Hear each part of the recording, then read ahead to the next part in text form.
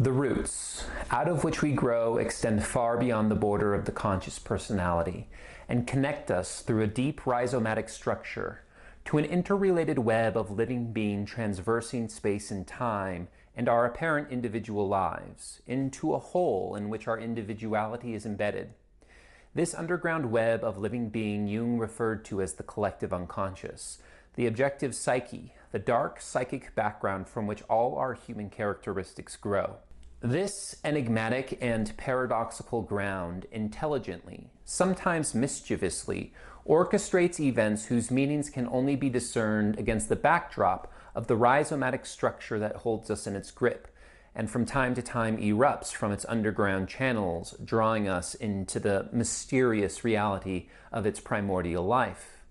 To find oneself under the influence of its power is to be held in thrall of a noumen that points beyond our individual human lives to the reality of the sacred. It was one of Jung's major tasks to reunite the modern psyche, so disconnected from its roots, to this primordial sacrality, to discover the meaning of the events and dramas that our lives unfold, to find the mythic meaning of the archetypes that hold us in their power and align ourselves consciously with the trajectories of their influence. The task, as Jung conceived it, is nothing short of a religious opus, where the word religious refers not to a creed, but to the attitude peculiar to a consciousness which has been altered by an experience of a numinosum. As the history and phenomenology of religious and spiritual experience suggests, to find oneself at the gates of the sacred is to find oneself in a garden of magical possibilities, irradiating intuitions of a sublime goal or origin on the path of a quest. Yet it was also Jung's supremely penetrating insight to notice that modern consciousness has become so enthralled with the light that a cult of consciousness has grown up around it, leading to a catastrophic one-sidedness, and that the task now is not an ascent to the light, but a descent into the world of the dead, there to pick up the unfinished task of our ancestors who paved the way for our culture and civilization. We are the dream of the unconscious, living the other's death, dead in the other's life. And the unconscious is by no means finished with us. It demands that we die to our outer life so that the inner can live. To descend into the world of the unconscious, into the world of the dead, is to die so that the world of untold ages can go on working. Jung was acutely aware of this, and it's only against this backdrop that we can fully appreciate his continued interest in alchemy, a tradition originating in the depths of our archaic past and finding root in the soil of the medieval psyche, where it sought to push forward along new paths. It is here, in the dark psychic background of the medieval alchemists, that Jung found the dream that the unconscious continues to dream through us. It is dreaming through us, and to understand the dream, a hermeneutical key is needed. That key Jung found in the ancient alchemical texts which he at first found so baffling.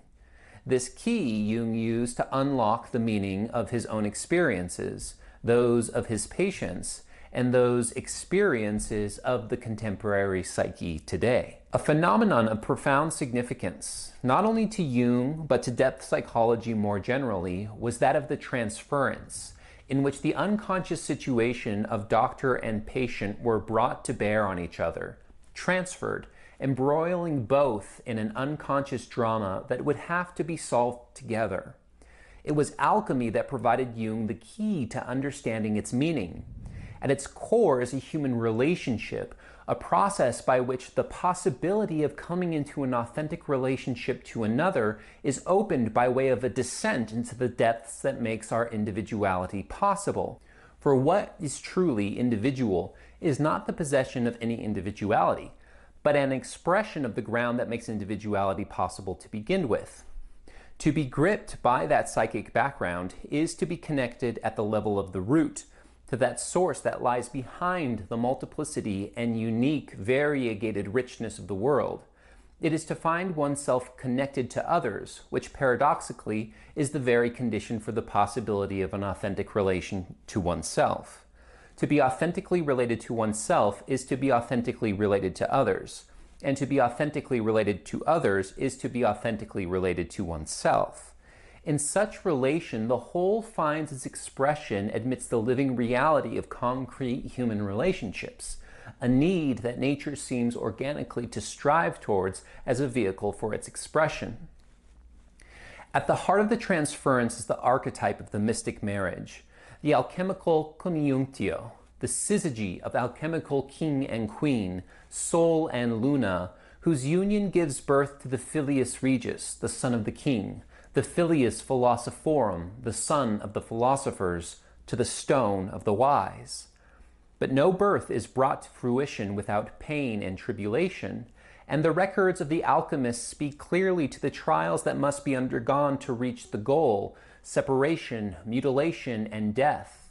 Without suffering there is no growth, and the sapientia, wisdom, the everlasting food, the inexhaustible and unfailing light that the alchemists prize above all else was to be found in the most unlikely of places, in the dead incinerated body, from the decaying corpse of the king and queen, in the menstruum of a whore, in death, darkness, and sin.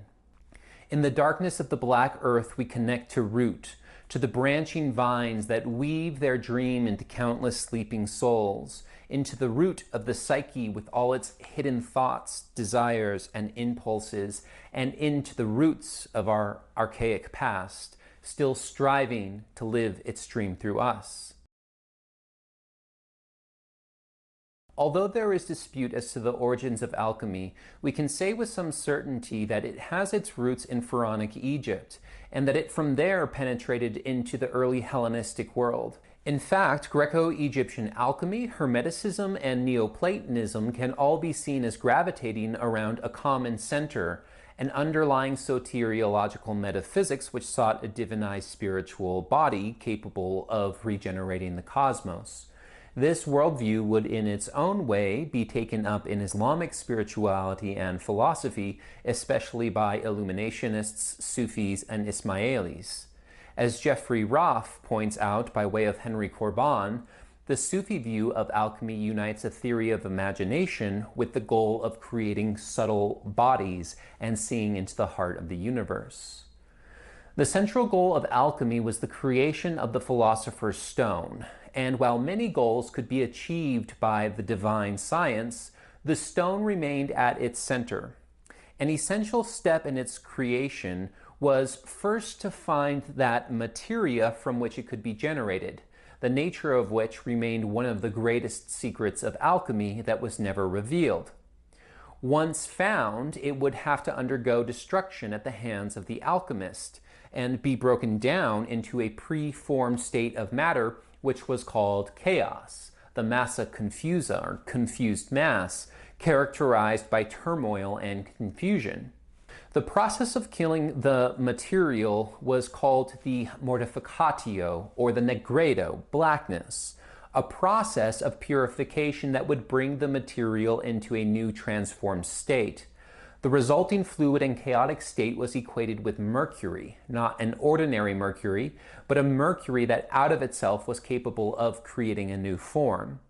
The entire process could be likened to the death and resurrection of the material, the creation of a new spiritualized or subtle body, a resurrection body, that would inhabit the material. While certainly many alchemists aimed at the chemical and metallurgical transformation of the materia, many also aimed at the spiritualization of a subtle body, and often these two goals, the chemical and the spiritual, went hand in hand.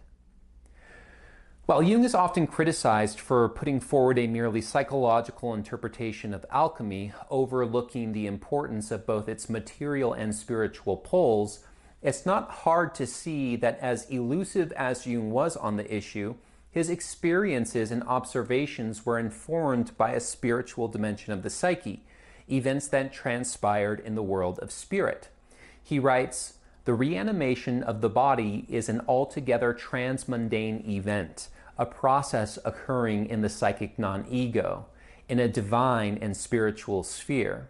As always, Jung elusively passes between the terms spirit and psyche, always throwing his critics off the scent. Here is not the place to respond to such criticisms in depth, but it is safe to assert that Jung was keenly aware of the spiritually transformative dimension of the work. The guiding theme of his essay on the transference is the creation of a unified spiritual body through a process of mutual transference between alchemical adept and sor mystica, between the patient and doctor, or between the lover and the beloved. The archaic motif of the conjunctio is a way of translating the experience of the alchemist into a new time to facilitate the development of the dream spun in the alchemical laboratories of the Middle Ages, which Jung saw occurring in the dreams, visions, and fantasies of modern patients. Alchemy provided a theoria, a way of navigating the strange, electric, and disturbing turns a transference could take, for it provided a system of thought capable of grasping the inner meaning of visions, dreams, and symbols with an understanding of the goal at which they aimed. The conjunctio, the mystic marriage, is not a mere metaphor for a psychological process that might as well be explained in other terms, but a reality that lives on in and seeks its goal through us. Its striving can still be felt in the dark impulses and subtle illuminations that break through to the surface of our consciousness like aerial roots. To be in the grip of such a numen while equipped with the alchemical theoria is to find oneself in a very real and sacred process of transformation. The disunified and disintegrating state of the modern psyche cries out to be healed, howls from the depths, presaging the possibility of a return to a state of inner unity and wholeness. But first must be endured that preformed chaos of the Prima Materia, the base matter brought into the state of its original chaos, in which the four elements, separate and opposed, are at war. But in this conflict and antagonism there is concealed paradoxically the seed of unity. The war of the elements, with their mutually antagonistic tendencies, are described by the alchemists as radices, roots, and thus correspond to the Empedoclean rhizomata. The roots, catalyzed into opposition, instigate the process of transformation. Hidden within them is the dark spirit of nature. The spirit Mercurius, who is on the one hand undoubtedly akin to Godhead, on the other he is found in sewers. As Mercurius duplex, he symbolizes the most extreme union of opposites, light and dark, water and fire, love and hate, and thus is simultaneously a unity, and qua unity is expressed as a trinity, Mercurius triplex, and stands for the beginning and end of the work, the Alpha and Omega, the self-fertilizing Ouroboros who impregnates, begets, bears, devours, and slays himself.